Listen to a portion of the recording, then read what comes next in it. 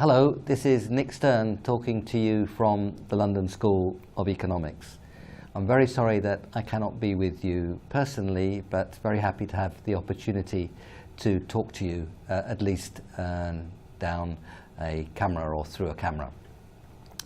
Now, the work that you're doing in your conference and your gathering is of extraordinary importance.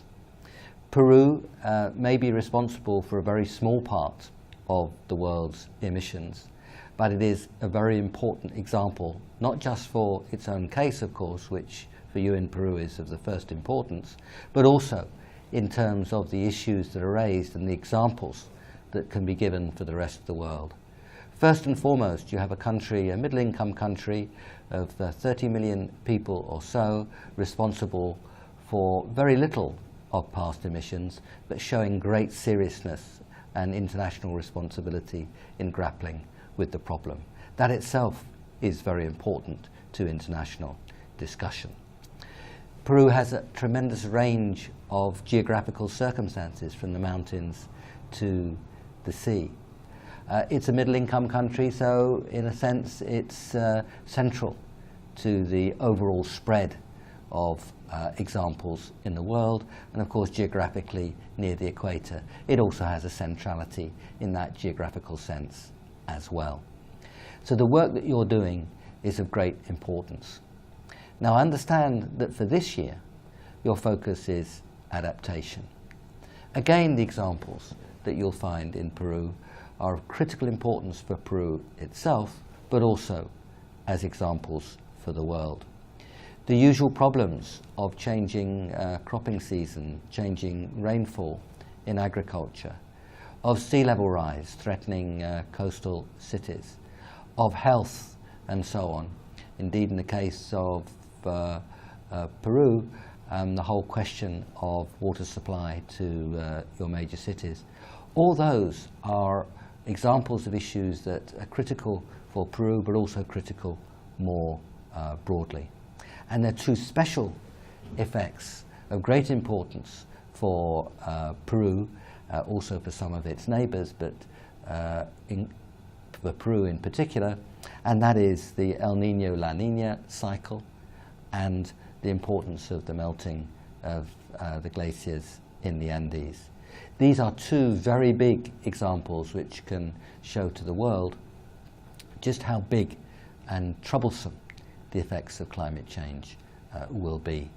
Again, of course, for Peru, it's the details of how these will affect Peru that are of critical importance and have to be examined with great care and the greatest precision that you can bring to the story.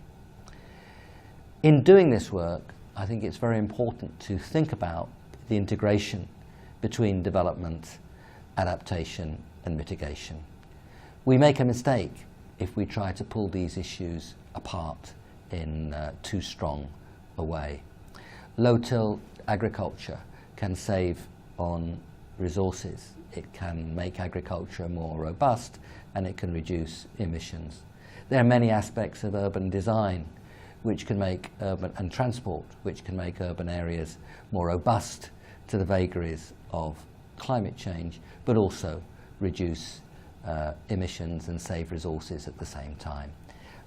Adaptation, mitigation, development, all coming together. So I think as one works primarily this time round, as I understand it, on adaptation, it's very important in terms of the work that you do to think about the integration of those three things. I suspect that you'll find that the costs of adaptation in Peru are significant, but the costs of ignoring the climate change that will be coming will be much larger. We have to, I think, recognize now that holding the increase in temperatures to 2 degrees centigrade is going to be difficult. We have to try still harder than we are to make sure that we get a chance of holding to 2 degrees centigrade, but it's going to be prudent in planning for adaptation to recognize that the potential temperature increases could be more than that, and to think of how big those problems might be. The answer will be large, but adaptation will surely help make that story much more manageable. Finally, I think it's worth thinking hard, and I'm sure you are, about the regional dimension. Many of the problems that you are working on will be shared by other Andean countries and your neighbours.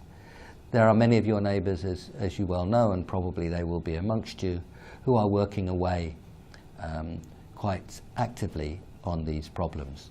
I've had the benefit of the advice of Luis Miguel Galindo, working in CEPAL in Chile. I was in Ecuador earlier this year and recognized how much work is going on there.